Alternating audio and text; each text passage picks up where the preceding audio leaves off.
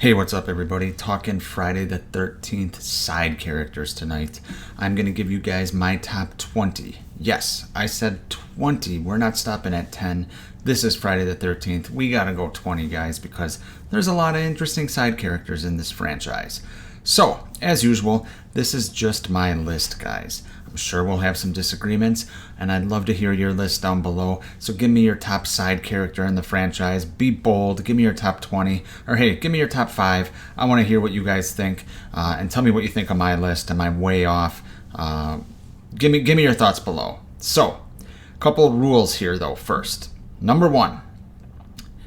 Side characters for this video mean this. No Jason, no Pamela, and no Roy. So no killers. And also no final girls or final guy as in Corey Feldman. Not Corey Feldman, but Tommy Jarvis. So no Jason, no Pamela, no Roy, and no Tommy Jarvis. Everyone else is on the table here. So let's get right into it. And just as a side note, guys, this is just who I find the most interesting. It doesn't mean they're the best, although sometimes that corresponds and correlates, but this is just who I find the most interesting. So, let's get right to it. First side character, number 20. Number 20 is going to be Ted from Friday the 13th, Part 2. Why do I find this guy interesting? Well, look at him. How is this guy so fucking ugly? Like, this is ridiculous. Like, there's no way this guy should be... First of all, there's no way this actor should have been in this movie. Look at him. Come on. And second of all, I mean, the guy loves to drink. I find it interesting, that he thinks he's so funny and he has the balls to flirt with the bartender, knowing that he's this ugly. So I give him some props. I find it interesting that he might be ugly. Well, he definitely is ugly, but he still has the balls to flirt with that bartender. So Ted from Part 2 is number 20. Coming in at number 19 is going to be the Stoners from Friday the 13th, Part 3. Now, I'm only going to have pictures for about half of these, though, guys. But the Stoners from Friday the 13th, Part 3. What I find interesting about these characters is how fucking old are these guys? And they're hanging out with these, these high schoolers. What the fuck? So, yeah. Don't really have too much to say about them, except for why are they hanging out with these kids? Why do they have so much fucking pot? I'm fascinated by that. So, Stoners from Part 3 are number 19. Coming in at number 18 is going to be Charles, the teacher from Jason Takes Manhattan. This guy, there's going to be a few of his comments, but this guy is in the running with a couple of the other people on this list as the biggest asshole douchebag in the franchise. As you can see, or as you will see, there is a lot of assholes in this franchise, and Charles is right up at the top with them. What the fuck was he thinking, pushing his niece, I think it's his niece, right? Rennie's his niece? Pushing her in the lake and telling her to swim like that. I know it's product of the times, I get all that, but I'm interested in how this guy's mind works. Why does he want to control Rennie so much? Like I said, interesting. So Charles, he is number 18. Coming in at number 17 is going to be Marcy from the OG. You remember her. She was Kevin Bacon's girlfriend. Here's what I find interesting about her. Her dream, where she had that dream about blood falling from the sky.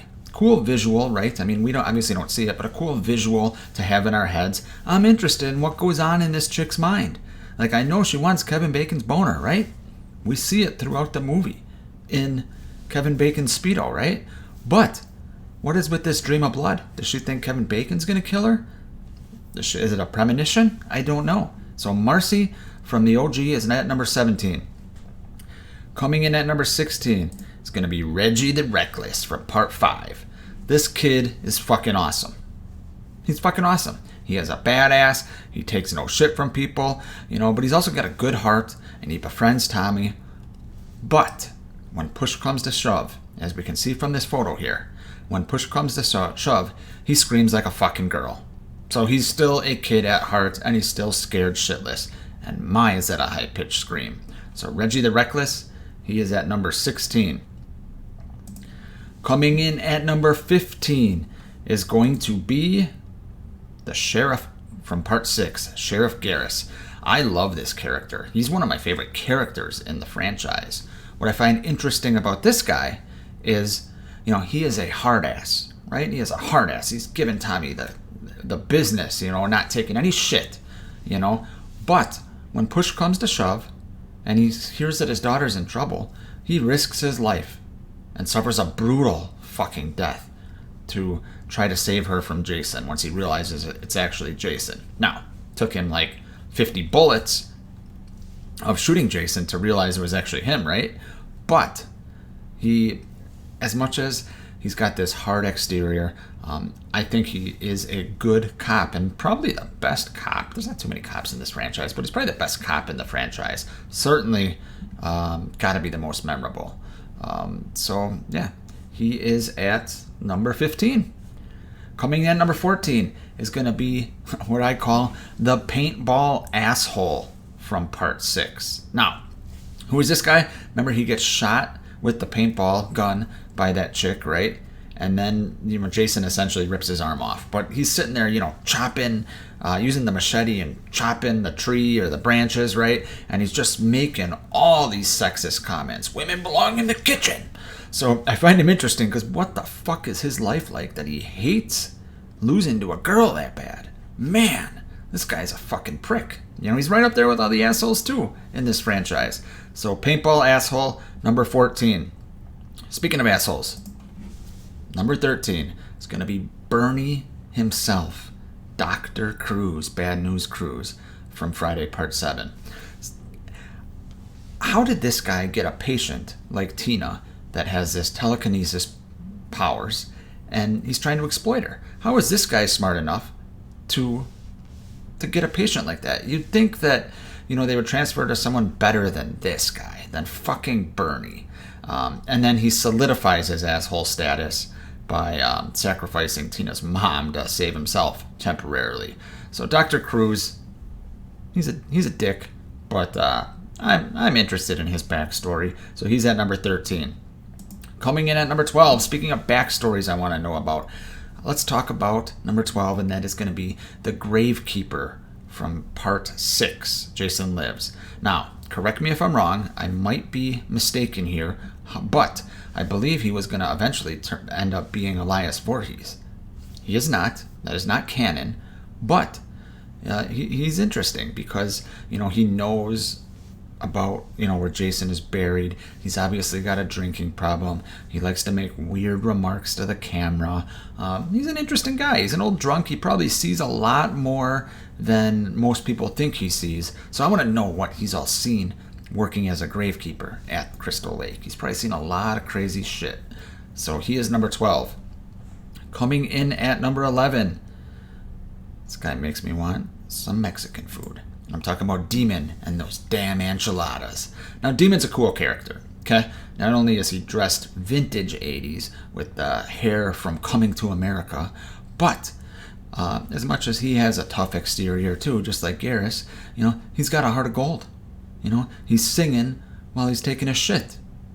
I mean, who does that? Who sings while they take a shit? I want to hang out with this guy. I want to know what other crazy shit he does. So Demon from Part 5, he is number 11. And we've made it to the top 10. Number 10 is going to be the guy that changed this franchise forever, and that is going to be Shelly from Part 3, the guy that gave Jason his famous hockey mask. Look, Shelly is a sad fucking dude. For some reason, he thinks people will like him if he pranks them, and all his pranks involve pretending to be fucking brutally killed. What the fuck is going on with that? Ridiculous. Gotta have Shelly in any Friday the 13th list. So Shelly's at number 10. Coming in at number 9, we're gonna keep the douchebags coming, and we're gonna go Trent. So, not only is Trent interesting because he's almost as good looking as I am, but Travis Van Winkle plays him perfectly. What I find interesting about Trent is, he's, like I said, he's a dick, like a lot of characters in the franchise, but he must be terrified of his parents, because when they get to his parents' cabin, he has all these rules for his friends. All these rules. He's like his dad beats him, like he's a dick because he gets beat by his dad. That is interesting to me. What would he be like if he wasn't scared of his dad? And we get some scenes at the end, where Trent grabs a gun and tries to be a hero, but ends up being the typical douchebag. So Trent, he is at number 9. Coming in at number 8 is going to be Sergeant Brodsky from Jason X. I guess what I find interesting about this guy, besides the fact that he essentially sacrifices himself, although he's going to die anyway, to save the ship at the end by, grabbing Jason and taking him into the atmosphere. Yeah, that really happened. But he's a fucking sergeant on a ship. This guy probably has all kinds of crazy stories. He's in charge of all these, I guess, soldiers. They seem more like misfits to me. So what does this guy got to do to get these jackasses ready for battle? Sergeant Brodsky's got an interesting story. I know he does. So he is at number 8. Coming in at number 7 is going to be, not possibly, I think we can all guarantee, the biggest bitch in the franchise. I'm talking about Melissa. Now, she's got a badass death scene where Jason takes the axe, puts it in her skull, takes one hand and throws her over the TV. That is fucking badass. But why is this chick, who is for all intents and purposes a popular, pretty girl, why is she threatened by the weirdo that is Tina? I want to know what kind of insecurities this chick has. Like I said, she's just a bitch. She's obsessed with that Nick character. She's kind of using the nerdy guy to try to make Nick jealous. Why would she need to do that? Why is she hanging out with these people? It's ridiculous. So, Melissa from Part 7 is my number 7. Coming in at number 6 is going to be Julius from Jason Takes Manhattan. Julius is a badass character, right? I mean, he is a cool fucking guy. He's one of the coolest guys in the franchise. Obviously, he's an awesome boxer. Obviously, he has an iconic death scene where Jason fucking knocks his head off. But I like Julius. He is a cool character, a guy I would want to hang out with. I also think Julius is underrated as far as, being a protector, because he gets all those guys together. When they find out people are dying on the ship, he gets the crew together and they're hunting Jason. So I like Julius. He's at number 6. All right, we are in the top 5, people. Number 5 is going to be Mark from Friday Part 2. Here's what I find interesting about this guy. He's in a wheelchair. We don't know if it was because of an accident, or I think we do find out actually, right? I think when that chick's flirting with him, we find out. I can't remember. I think maybe it was an accident. But either way, this guy's fucking paralyzed. Yet, he has such a sunny, look at the bright side personality. How? If I was in a fucking wheelchair, I'd be fucking miserable. I'd be moping around. This guy's smiling, he's winning arm wrestling contests. I want to know what gave this guy such a sunny disposition. So Mark, he is number 5. Coming in at number 4, it's going to be Rob from Part 4. This fucking guy, man. He's fascinating to me. He has all these news articles from his sister Sandra, who was killed a couple days earlier, and he's hunting Jason. He's got a shotgun, he's camping, he's just a bad-ass hunter. However, when he goes down to the basement, and Jason starts, stabbing him, we get the famous line, "He's killing me! He's killing me!" What the fuck?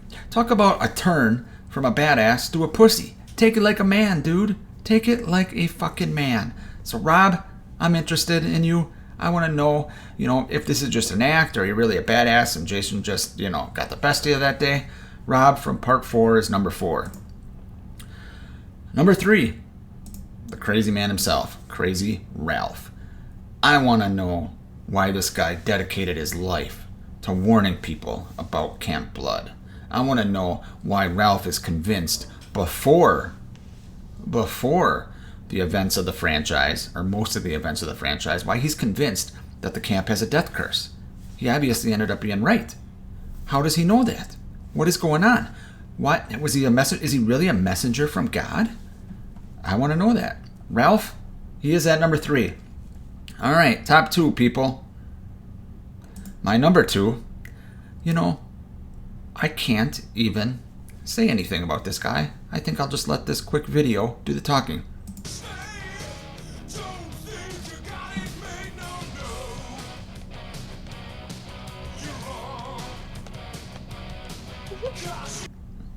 Does anything else need to be said? Crispin Glover, Jimbo from Part 4, the dead fuck, is number 2. Yeah, I want to know about this guy's backstory. I want to know more about him. I'd be interested. I want to know about BJ Betty. I want to know it all. Crispin, you're the man. George McFly, he's number 2. But my number 1, it's going to be Paul, the head counselor from Part 2. I'll be honest, guys. Paul is kind of a plain Jane type dude, right? Plain Joe, is that what you'd call it? But Paul might be my favorite side character in the franchise. I just like him. I like that he's a leader. I like that he's taking his job seriously. I like that, he's dating Ginny, who's a strong girl, my favorite final girl in the franchise, and he's not threatened by it. He has no problem letting her personality shine. I think Paul is a great guy. He's not afraid to take on authority for what's right. He kind of makes that crack to the cop. No seconds on desserts for those people, or those kids, for Sandra and whatever the fuck her boyfriend's name is. I like Paul. I just do. Is he the most interesting character in the franchise? Probably not. But for me, he's got to be my number 1 because I just like the guy. He's a cool dude. So that is my list. Like I said, tell me down below your list. Who is your favorite side character in the franchise? Which side characters do you find the most interesting? I will see you guys next time.